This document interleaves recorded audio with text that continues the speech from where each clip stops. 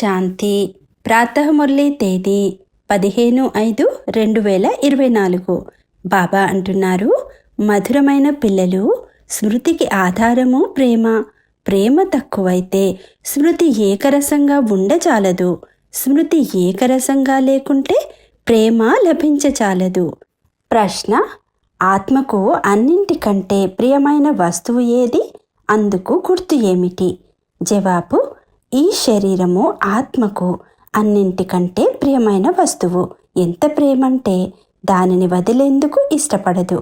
దానిని రక్షించుకునేందుకు అనేక ఏర్పాట్లు రచిస్తారు.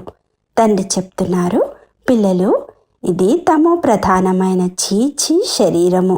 మీరు ఇప్పుడు కొత్త శరీరాన్ని తీసుకోవాలి. కావున ఈ పాత శరీరంపై మమత్వం తొలగించండి. ఈ శరీర భానము ఉండరాదు. ఇదే మీ గమ్యము, లక్ష్యము. ఓం శాంతి. ఆత్మిక తండ్రి ఆత్మిక పిల్లలకు అర్థం చేయిస్తున్నారు. దైవీ స్వరాజ్య ఉద్ఘాటన జరిగిపోయిందని పిల్లలకు ఇప్పుడు తెలుసు. ఇప్పుడు అక్కడకు వెళ్లేందుకు ఏర్పాట్లు జరుగుతున్నాయి. ఎక్కడైనా శాఖను తెరిస్తే గొప్ప వ్యక్తుల ద్వారా ప్రారంభోత్సవం చేయించేందుకు ప్రయత్నిస్తారు. గొప్ప వ్యక్తిని చూసి వారి క్రింద పనిచేసే ఆఫీసర్లు మొదలైన వారందరూ వస్తారు. గవర్నర్ వచ్చారనుకోండి, పెద్ద పెద్ద మినిస్టర్లు మొదలైన వారు వస్తారు. ఒకవేళ కలెక్టర్ను పిలిస్తే అంత గొప్ప వ్యక్తులు రారు. కావున అందరికన్నా గొప్ప వ్యక్తులను తీసుకువచ్చేందుకు ప్రయత్నించడం జరుగుతుంది. ఏదో ఒక సాకుతో లోపలకు వస్తే మీరు వారికి అనంతమైన తండ్రి ద్వారా అనంతమైన వారసత్వం ఎలా లభిస్తుందో ఆ మార్గము తెలపండి. బ్రాహ్మణులైన మీకు తప్ప మరి ఏ ఇతర మనుషులకు ఆ మార్గము తెలియదు. అలాగని భగవంతుడు వచ్చారని కూడా నేరుగా చెప్పరాదు. భగవంతుడు వచ్చేశారని చెప్పేవారు చాలామంది ఉన్నారు. డ్రామా ప్లాను అనుసారం కల్పకృతం వలె అనంతమైన తండ్రి వచ్చి అనంతమైన వారసత్వాన్ని ఇస్తున్నారని అర్థం చేయించాలి. ఈ లైను పూర్తిగా వ్రాయాల్సి ఉంటుంది. ఎవరి అదృష్టంలో ఉంటుందో వారు రాసిన దానిని చదువుతారు, తర్వాత ప్రయత్నిస్తారు. మనము అనంతమైన తండ్రి ద్వారా అనంతమైన వారసత్వాన్ని తీసుకుంటున్నామని పిల్లలైన మీకు తెలుసు కదా. నిశ్చయ బుద్ధి గల పిల్లలు మాత్రమే ఇక్కడకు వస్తారు. నిశ్చయ బుద్ధి కలవారు కూడా ఒక్కొక్కసారి సంశయ బుద్ధి కలవారిగా అయిపోతారు. మాయ వెంబడిస్తూ ఉంటుంది. నడుస్తూ నడుస్తూ పరాజయులవుతారు. ఓటమే లేకుండా ఒకే వైపు విజయముండే నియమం కూడా లేదు. గెలుపు ఓటమి రెండూ జరుగుతూ ఉంటాయి. ప్రథమ శ్రేణి, ద్వితీయ శ్రేణి, తృతీయ శ్రేణి అని యుద్ధంలో కూడా 3 రకాల వారు ఉంటారు. అప్పుడప్పుడు యుద్ధము చేయని వారు కూడా చూసేందుకు వస్తారు. వారిని కూడా అనుమతిస్తారు. ఒకవేళ కొద్దిగా రంగు పడినా వారు కూడా సైన్యంలోకి వచ్చేస్తారని భావిస్తారు. ఎందుకంటే మీరు మహారథి యోధులని ప్రపంచంలోని వారికి తెలియదు. ఎందుకంటే మీ చేతిలో ఆయుధాలు మొదలైనవేవీ లేవు. మీ చేతిలో ఆయుధాలు శోభించవు కూడా. కానీ జ్ఞాన ఖడ్గము, జ్ఞానమనే కైజారు అని తండ్రి వివరిస్తారు కదా. వాటిని వారు స్థూలమైనవని భావించారు. పిల్లలైన మీకు తండ్రి జ్ఞానం అనే అస్త్రశస్త్రాలను ఇస్తారు. ఇందులో హింస అనే మాటే లేదు. కానీ ఇది అర్థం చేసుకోరు. దేవీలకు స్థూలమైన ఆయుధాలు మొదలైనవి ఇచ్చేశారు. వారిని కూడా హింసకులుగా చేసేశారు. ఇది పూర్తిగా తెలివి తక్కువతనం. ఎవరెవరు పుష్పాలుగా అవ్వనున్నారో తండ్రికి బాగా తెలుసు. పుష్పాలు ముందుండాలని తండ్రే స్వయంగా చెప్తున్నారు. వీరు తప్పకుండా పుష్పాలుగా అవుతారని బాబాకు తెలుసు. కానీ బాబా వారి పేర్లు చెప్పరు. ఒకవేళ చెబితే అయితే మేము ముళ్ళుగా అవుతామా అని మిగిలిన వారంటారు. నరుని నుండి నారాయణుడిగా ఎవరు అవుతారని అడిగితే అందరూ చేతులెత్తుతారు. ఎవరు సర్వీసు ఎక్కువగా చేస్తారో వారే తండ్రిని కూడా స్మృతి చేస్తారని స్వయం కూడా భావిస్తారు. తండ్రిపై ప్రేమ ఉంటే స్మృతి కూడా వారిదే ఉంటుంది. ఏకరసంగా ఎవ్వరూ స్మృతి చేయలేరు. స్మృతి చేయడం లేదంటే ప్రీతి లేదని అర్థం. ప్రియమైన వస్తువును చాలా గుర్తు చేసుకుంటూ ఉంటారు. పిల్లలు ప్రియంగా ఉంటే తల్లిదండ్రులు తమ ఒడిలోకి తీసుకుంటారు. చిన్న పిల్లలు కూడా పుష్పాలే. ఉదాహరణకి మీకు శివబాబా వద్దకు వెళ్ళిపోవాలనిపిస్తుంది కదా, అలా చిన్న పిల్లలు కూడా ఆకర్షిస్తారు. అలాంటి పిల్లలను వెంటనే ఒడిలో కూర్చోపెట్టుకొని ప్రేమిస్తారు. ఈ అనంతమైన తండ్రి చాలా ప్రియమైన వారు. అన్ని శుభమైన మనోకామనలను పూర్తి చేస్తారు. మనుష్యులకు ఏం కావాలి? ఒకటేమో ఆరోగ్యం బాగుండాలి, ఎప్పుడూ జబ్బు పడరాదని అనుకుంటారు. ఆరోగ్యమే మహాభాగ్యము. ఆరోగ్యం బాగుండి ధనము లేకుంటే ఆరోగ్యం కూడా ఏం ఉపయోగపడుతుంది? ఆరోగ్యం తరువాత సుఖంగా ఉండేందుకు ధనం కావాలి. మీకు ఆరోగ్యం, ఐశ్వర్యం రెండూ తప్పకుండా లభిస్తాయని తండ్రి అంటారు. ఇది కొత్త విషయం కాదు. ఇవి చాలా చాలా పాత విషయాలు. మీరు ఎప్పుడెప్పుడు కలుస్తారో అప్పుడు ఇలాగే చెప్తారు. అంతేకాని లక్షలు పదమాల సంవత్సరాల విషయాలని అనరు. అంతేకాక ఈ ప్రపంచము కొత్తదిగా ఎప్పుడవుతుందో మళ్ళీ పాతదిగా ఎప్పుడవుతుందో మీకు తెలుసు. ఆత్మలైన మనము నూతన ప్రపంచంలోకి వెళ్తాము, మళ్ళీ పాత ప్రపంచంలోకి వస్తాము. మీకు ఆల్రౌండర్ అని పేరు పెట్టడం జరిగింది. మీరు ఆల్రౌండర్లు అని తండ్రి అర్థం చేయించారు. పాత్ర చేస్తూ చేస్తూ ఇప్పుడు అనేక జన్మల అంతంలోకి వచ్చి చేరుకున్నారు. మొట్టమొదట మీరు పాత్ర చేసేందుకు వస్తారు. అది స్వీట్ సైలెన్స్ హోమ్. మనుష్యులు శాంతి కోసం ఎంత అలమటిస్తారు. శాంతిధామంలో ఉండేవారమని, పాత్ర చేసేందుకు అక్కడి నుండి వచ్చామని తెలియదు. పాత్ర పూర్తయిన తర్వాత మళ్ళీ ఎక్కడి నుండి వచ్చామో అక్కడికి తప్పకుండా వెళ్తాము. అందరూ శాంతిధామం నుండి వస్తారు. అందరి ఇల్లు ఆ బ్రహ్మలోకము, బ్రహ్మాండము. ఆత్మలన్నీ అక్కడే ఉంటాయి. రుద్రుణ్ణి కూడా పెద్దగా గుడ్డు ఆకారంలో తయారు చేస్తారు. ఆత్మ చాలా చిన్నదని వారికి తెలియదు. నక్షత్రములాగా ఉంటుందని కూడా అంటారు. కానీ పెద్ద లింగానికే పూజలు చేస్తారు. ఇంత చిన్న బిందువుకు పూజ చేయడం వీలు పడదని మీకు తెలుసు. ఇక పూజలెవరికి చెయ్యాలి? అందుకే పెద్దదిగా చేసి పూజలు చేస్తారు. పాలాభిషేకం చేస్తారు. వాస్తవానికి ఆ శివుడు అభోక్త అయిన వారికి పాలాభిషేకం ఎందుకు చేస్తారు? పాలు తాగితే అతడు భోక్తగా అయిపోతాడు. ఇది కూడా ఒక అద్భుతం. మేము వారికి వారసులము, వారు మాకు వారసులు అని అందరూ అంటారు. ఎందుకంటే మేము వారికి బలిహారి అయ్యాము. ఎలాగైతే తండ్రి పిల్లలకు బలిహారి అయిన కారణంగా పూర్తి ఆస్తిని పిల్లలకు ఇచ్చి వానప్రస్థానికి వెళ్తారో, అలా ఇక్కడ కూడా తండ్రి వద్ద ఎంత జమ చేసుకుంటామో అంత సురక్షితమైపోతుందని మీకు తెలుసు. కొందరిది మట్టిలో కలిసిపోతుంది అనే గాయనం కూడా ఉంది. ఏదీ ఉండదని మీకు తెలుసు. అన్నీ భస్మమైపోవాల్సిందే. విమానాలు క్రింద పడిపోతే వినాశనం జరిగితే దొంగలకు ధనం లభిస్తుందని కూడా కాదు. ఎందుకంటే దొంగలు మొదలైన వారు కూడా అంతమైపోతారు. ఆ సమయంలో దొంగతనం మొదలైనవి కూడా సమాప్తమైపోతాయి.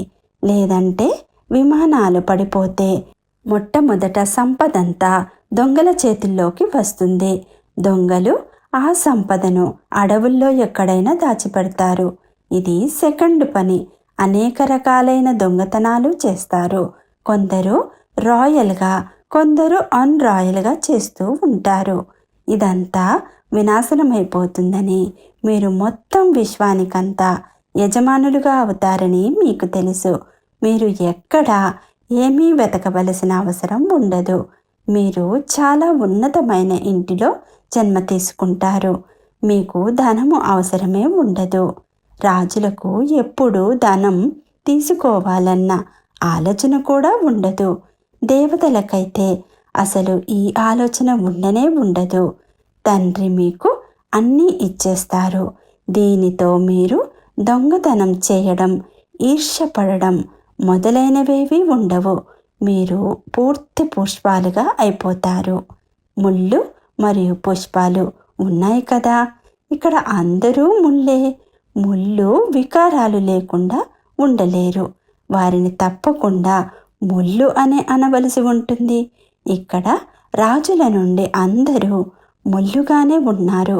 అందుకే బాబా అంటున్నారు, నేను మిమ్ములను ఈ లక్ష్మీ నారాయణుల వలె చేస్తాను, అనగా రాజాధిరాజులుగా చేస్తాను. ముళ్ళుగా ఉండేవారు పుష్పాలుగా ఉండేవారే ముందుకెళ్ళి తల వంచుతారు. ఈ లక్ష్మీనారాయణులు తెలివైనవారు కదా. సత్యయుగం వారిని మహారాజులని, త్రేతాయుగం వారిని రాజులంటారని కూడా బాబా తెలియచేశారు. గొప్పవారిని మహారాజులని, వారికంటే తక్కువ సంపాదన కలవారిని రాజులని అంటారు. మొదట మహారాజుల దర్బారు జరుగుతుంది. పదవులంటూ ఉన్నాయి కదా, సింహాసనాలు కూడా నంబరు వారుగా లభిస్తాయి. అనుకోకుండా ఎవరైనా వస్తే ముందు వారికి కుర్చీ ఇస్తారు, గౌరవించవలసి ఉంటుంది. మన మాల తయారవుతుందని మీకు తెలుసు. ఇది కూడా పిల్లలైన మీ బుద్ధిలో తప్ప మరెవ్వరి బుద్ధిలో లేదు. రుద్రమాలను చెప్పిస్తూ ఉంటారు. మీరు కూడా తిప్పేవారు కదా, అనేక మంత్రాలను జపించేవారు. ఇది కూడా భక్తి ఏనని తండ్రి చెప్తున్నారు. ఇక్కడైతే ఒక్కరినే స్మృతి చేయాలి. ముఖ్యంగా తండ్రి చెప్తున్నారు, మధురాతి మధురమైన పిల్లలు దేహాభిమానం కారణంగా భక్తి మార్గంలో మీరు అందరినీ స్మృతి చేసేవారు. ఇప్పుడు నన్ను ఒక్కరినే స్మృతి చేయండి. ఒక్క తండ్రి లభించారు కనుక కూర్చుంటూ లేస్తూ ఆ తండ్రినే స్మృతి చేస్తే చాలా సంతోషం కలుగుతుంది. తండ్రిని స్మృతి చేయడం వలన మొత్తం విశ్వరాజ్యమంతా లభిస్తుంది. సమయం ఎంత తగ్గిపోతూ వస్తుందో అంత త్వరగా తండ్రిని స్మృతి చేస్తూ ఉంటారు. రోజు రోజుకు అడుగు ముందుకు వేస్తూ ఉంటారు. ఆత్మ ఎప్పటికీ అలసిపోదు. శరీరంతో ఏదైనా పర్వతం మొదలైన వాటిపైకి ఎక్కితే అలసిపోతారు. తండ్రిని స్మృతి చేసినందున మీకు ఏ అలసట కలగదు, సంతోషంగా ఉంటారు. తండ్రిని స్మృతి చేస్తూ ముందుకు వెళ్తూ ఉంటారు. శాంతిధామానికి వెళ్ళాలని పిల్లలు అర్ధకల్పం శ్రమించారు. లక్ష్యం గురించి కొద్దిగా కూడా తెలియదు. ఇప్పుడు మీకు తండ్రి పరిచయం ఉంది. భక్తి మార్గంలో ఎవరి కోసమైతే ఇంత చేశారో వారే అంటున్నారు, ఇప్పుడు నన్ను స్మృతి చేయండి. బాబా చెప్పేది నిజమో కాదో మీరే ఆలోచించండి. నీటి ద్వారా పావనంగా అయిపోతామని వారు భావిస్తారు. నీరు ఇక్కడ కూడా ఉంది కదా, ఇదేమైనా గంగ నీరా? కాదు, ఇది వర్షం ద్వారా చేరిన నీరు. సెలయేర్ల నుండి ప్రవహిస్తూనే ఉంటుంది. దీనిని గంగా జలమని అనరు. ఎప్పుడూ ఆగిపోదు. ఇది కూడా ప్రాకృతిక నియమము. వర్షం ఆగిపోయినా నీరు మాత్రం ప్రవహిస్తూనే ఉంటుంది. వైష్ణవులు ఎప్పుడూ బావి నీటిని తాగుతారు.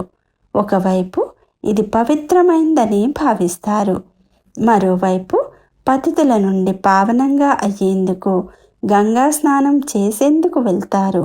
దీనిని అజ్ఞానమని అంటారు. వర్షపు నీరు బాగుంటుంది, ఇది కూడా డ్రామా నియమము అని అంటారు. భగవంతుని సహజ సృష్టి నియమం, బీజం ఎంతో చిన్నదిగా ఉంటుంది. దాని ద్వారా వెలువడే వృక్షం చాలా పెద్దది. భూమి బంజరుగా అయితే అందులో శక్తి ఉండదని, దానిలో సారం ఉండదని కూడా మీకు తెలుసు. స్వర్గం ఎలా ఉంటుందో పిల్లలైన మీకు తండ్రి ఇక్కడే అంతా అనుభవం చేయిస్తారు. ఇప్పుడైతే స్వర్గం లేదు, ఇది కూడా డ్రామాలో నిశ్చితమై ఉంది. అక్కడ పండ్లు మొదలైనవి చాలా మధురంగా ఉంటాయని పిల్లలు సాక్షాత్కారంలో చూశారు. మీరు ధ్యానములో చూసి వచ్చి వినిపిస్తారు. పిల్లలకు సాక్షాత్కారం కూడా అవుతుంది. ఇప్పుడు మీరు దేనినైతే సాక్షాత్కారం చేసుకుంటున్నారో అది అక్కడకు వెళ్ళిన తర్వాత ఈ కళ్ళతో చూస్తారు, నోటితో తింటారు. ఏది సాక్షాత్కారం అయ్యిందో దానిని కళ్ళతో చూస్తారు. అయితే పురుషార్థానుసారం జరుగుతుంది. పురుషార్థమే చేయలేదంటే ఏ పదవి పొందుతారు? మీ పురుషార్థం నడుస్తూ ఉంది. మీరు ఇలా అంటే లక్ష్మీనారాయణులుగా అవుతారు. వినాశనం తర్వాత ఈ లక్ష్మీనారాయణులుగా అవుతారు. ఇది కూడా ఇప్పుడు తెలిసింది. పావనంగా అయ్యేందుకు సమయం పడుతుంది. ముఖ్యమైనది స్మృతి యాత్ర. సోదర సోదరీలుగా భావించడం ద్వారా కూడా మార్పు రానందున ఇప్పుడు భాయిగా అంటే సోదర సోదరులుగా భావించమని చెప్తారు. సోదర సోదరీలుగా భావించడం ద్వారా కూడా దృష్టి చలించదు.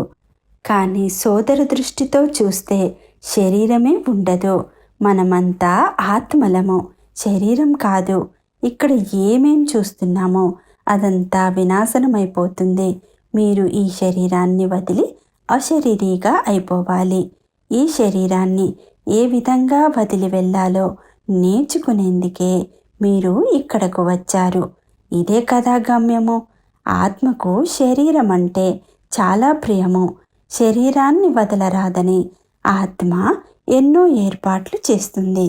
ఆత్మకు ఈ శరీరంపై చాలా చాలా ప్రేమ ఉంది.